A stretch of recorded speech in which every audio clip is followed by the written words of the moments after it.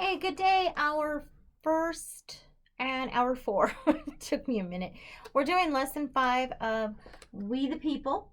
All right. So I'm going to be reading through it and then also telling you what I'd like you to complete. So in the beginning, I'm going to give you the purpose of the lesson and that I'm actually reading this from the book. This is what you're supposed to get from the lesson. This lesson describes how some basic rights of Englishmen were established and why they were important to the American colonists. You examine English government in its early stages from the 9th through the 13th centuries, known as the feudal period. You also examine the initial development of the English Constitution. Finally, you will learn about the Magna Carta and its importance to the founders. When you finish this lesson, you should be able to explain the importance to the founders of the following ideas: the basic rights of Englishmen, the Magna Carta, and the development of constitutional government in England. Now, under terms to know, those are also what's called your vocabulary words, all right? We are going to pick out 10 of them, all right? That's what you girls are going to do. I'm going to let you pick them out, but I need 10 of them completed, all right? In order to get a better understanding. If you do all of them, that's great, but at least 10, please. How did English government begin? For several centuries after the fall of the Roman Empire, England was divided among a number of tribes, each ruled by its own leader or king. These early kings were selected by councils of advisors because they were the strongest and most powerful members of their tribes.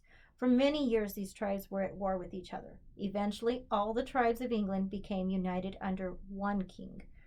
Christianity increased the authority of kingship by teaching that kings were anointed by God and that all the people governed by the king were subject to his rule, which is why they were called subjects. England was too large for one person to rule because quick and efficient means of communication and travel did not exist. They had to let people in local areas tend to their own affairs according to customs that had developed over the years. What was feudalism?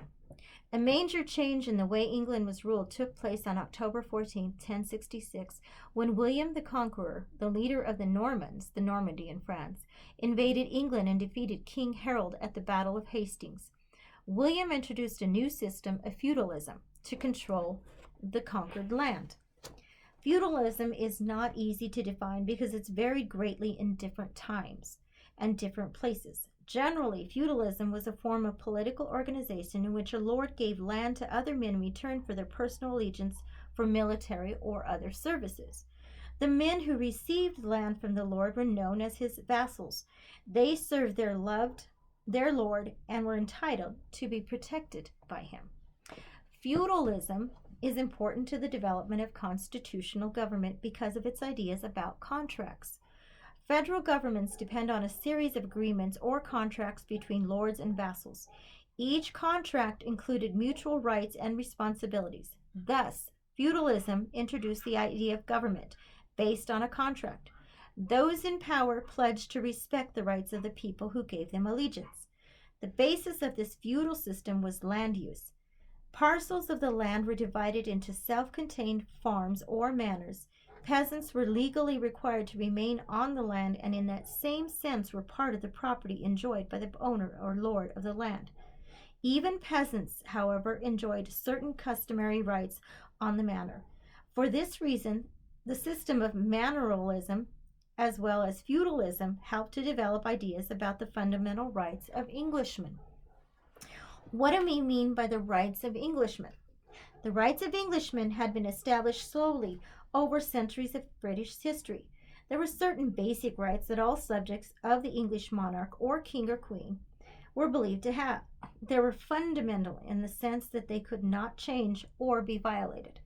The founders began their lives as loyal subjects of the British crown, proud to enjoy the rights of the Englishmen. This privilege, they believed, set them apart from the other people of the world. Centuries of respect gave these rights a special status, and they included the right to a trial jury, the right to a trial by jury, the security in one's home from unlawful entry, no taxation without consent. The historical sources of these rights are custom and law. They were confirmed by royal charters and became part of English common law. The common law consists of the accumulated legal opinions of judges explaining their decisions in specific court cases. These decisions provide guidelines or precedents for later judgments. The English common law provides the historical foundation of our American legal system. I'm going to do this in 2 parts, so I'll be picking up the other one right below what I just read. It's called What is the British Constitution? That's going to be the next video. Alrighty? Thanks, guys.